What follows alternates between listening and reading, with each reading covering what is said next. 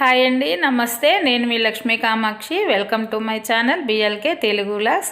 ఈ వ్లాగ్ అయితే సండే రోజు వ్లాగ్ అనమాట. సండే రోజు మార్నింగ్ అయితే చాలా చిన్న ముగ్గేసాను. ఎందుకంటే నిన్న మొన్న అంతా హౌస్ కొంచెం క్లీన్ చేశాను కదా, బాగా బ్యాక్ పెయిన్ వచ్చేసింది. కొంచెం సేపు కూడా ఎక్కువ వంగి వేయలేకపోయాను అనమాట. అందుకని ముందు ఏదో మమ అనిపించినట్టు అలాగ వేసాను అనమాట. బట్టలు అయితే కన్నా మా వారు నిన్న వచ్చేసారు కదా డ్యూటీ నుంచి. అన్నీ చూడండి, అన్నీ ఉన్నాయి. ఇవన్నీ వాషింగ్ మిషన్కి వేయాలి. ప్లస్ నిన్న నేను క్లీన్ చేసేటప్పుడు బెడ్షీట్లు, కర్టన్లు అవి కూడా ఉన్నాయి కదా, అవి కూడా ఉన్నాయి అన్నమాట. అన్నీ 2 వాయిలు పట్టాయి ఈరోజు. బట్టలన్నీ అయితే నావి కొన్ని బట్టలు ఉన్నాయి. నావి రేపేసినా కూడా బెడ్షీట్లు, కర్టన్లు ఒక వాయి ఒకసారి వేయాలి. మేము ఒక్కొక్క వాయి అని అంటాం, ఒక్కొక్క టిప్పుని అట్లాగా. కొంచెం మా వాడుక భాషలో అలాగా వస్తుంది అనమాట. ఇది వచ్చేసి ఫస్ట్ మా వారి వేశాను, ఎందుకంటే అవి అయిపోవాలి. మళ్ళీ నావి బెడ్షీట్లు, కర్టన్లు వేయాలి. రూములకి, కిటికీలకి కర్టన్లు కట్టాలి కదా అని చెప్పేసి అవి మిషన్కి వేసేసి తర్వాత మిగతా పనులన్నీ నేనైతే స్టార్ట్ చేసుకుంటా ఉన్నా. ఈ లోపల అవి ఉతికేస్తుందిలే అని చెప్పేసి నైట్ అయితే కొంచెం చిన్న జల్లు పడింది. నిన్న కూడా కొంచెం జల్లు పడింది. మార్నింగ్ కూడా కొంచెం సేపు నేను ఇవన్నీ వేసాక, మిషన్కి వేసాక ఒక చిన్న జల్లు పడింది. తర్వాత కొంచెం తెరపిచ్చేసిందిలే. తర్వాత ఇంకా నేను టిఫిన్ అయితే ఏమి దోశకి, ఇడ్లీకి ఏమి వేయలేదు. చెప్పాను కదా ఈ బ్యాక్ పెయిన్, కొంచెం నడువులు నొప్పి ఉంది. మళ్ళీ ఇంకా ముందు కిచెను ఇవన్నీ క్లీనింగ్ ఉన్నాయి. రేపు తలుచుకుంటే మండే రోజు తలుచుకుంటే నాకు ఇప్పుడే భయం వేస్తుంది. కాకపోతే చేసుకోవాలి ఎలాగైనా అని చెప్పేసి ఉప్మా చేశాను. మధ్యాహ్నం ఇంకా చికెను అవన్నీ ఏం తేలేదనమాట. ఈరోజు వద్దని చెప్పాను నేను.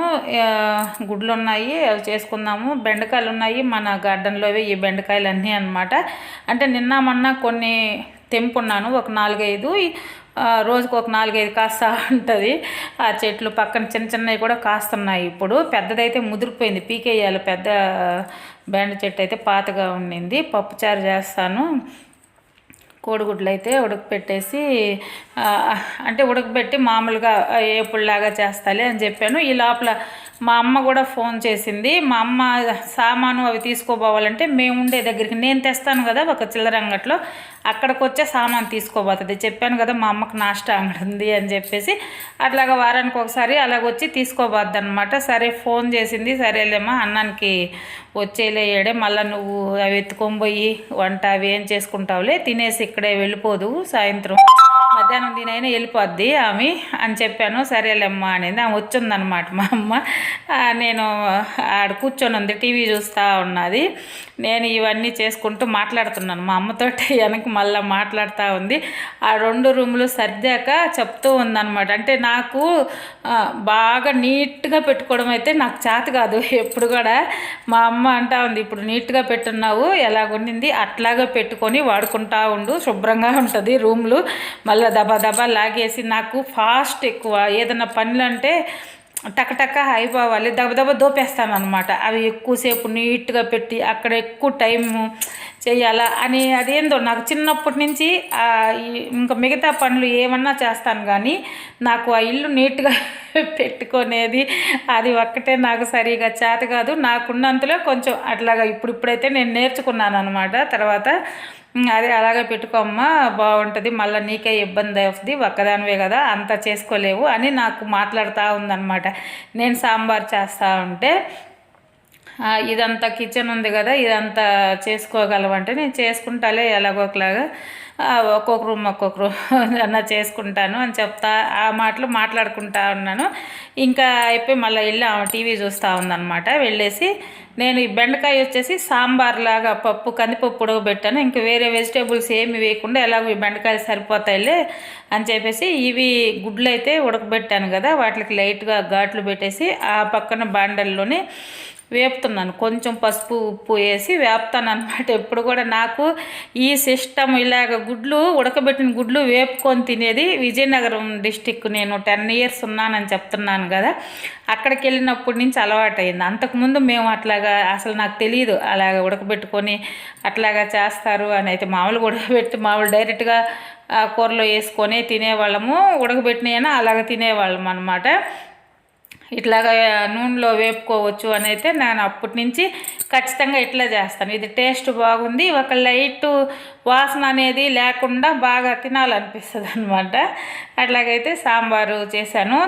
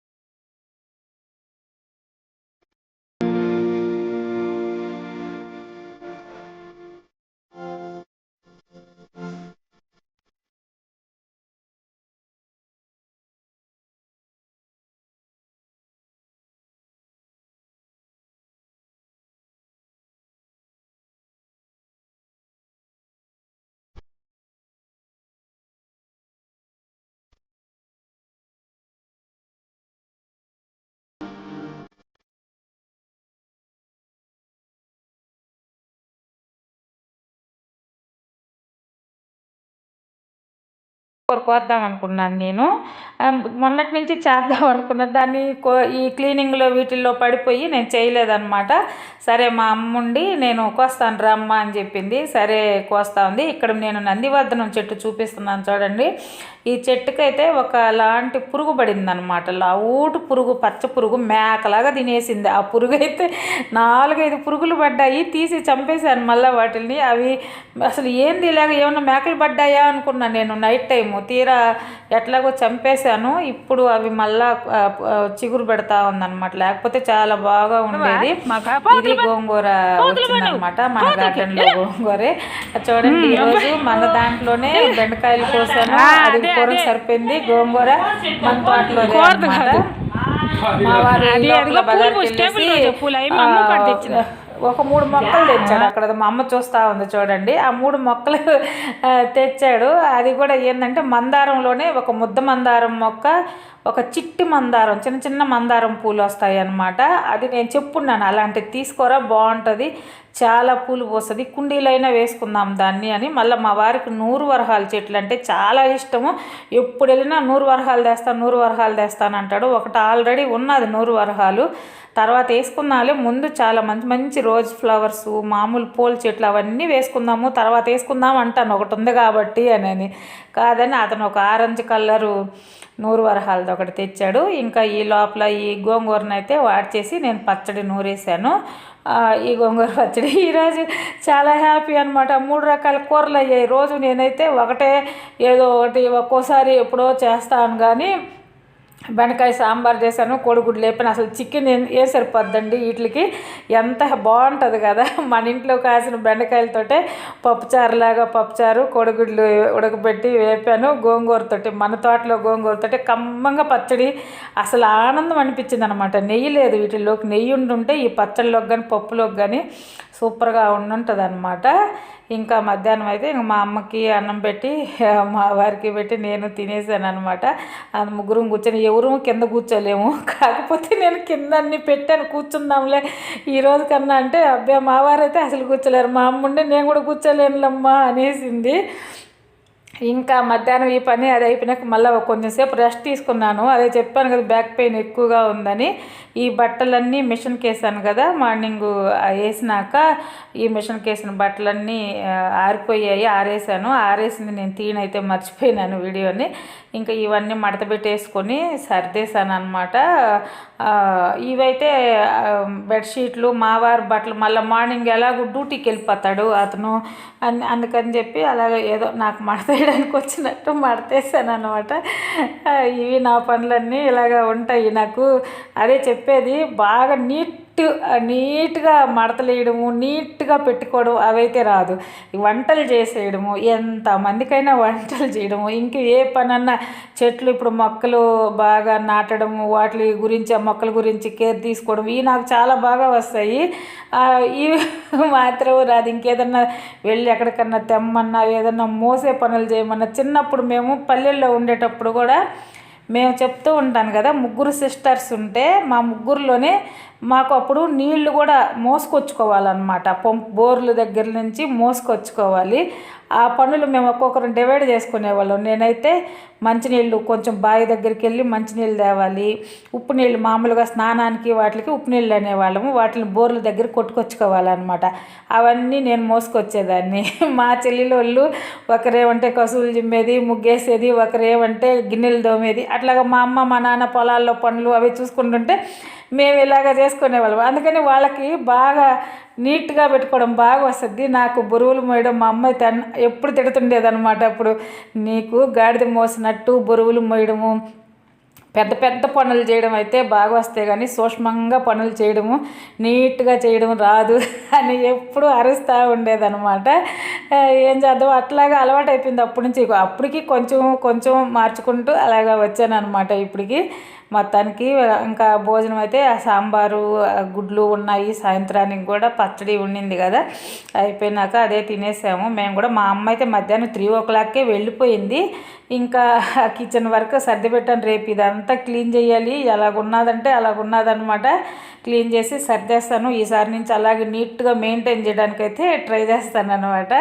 ఈరోజు వీడియో అయితే ఇదేనండి. నా వీడియో కానీ మీకు నచ్చినట్టయితే తప్పకుండా లైక్ చేయండి, షేర్ చేయండి, సబ్స్క్రైబ్ చేయండి.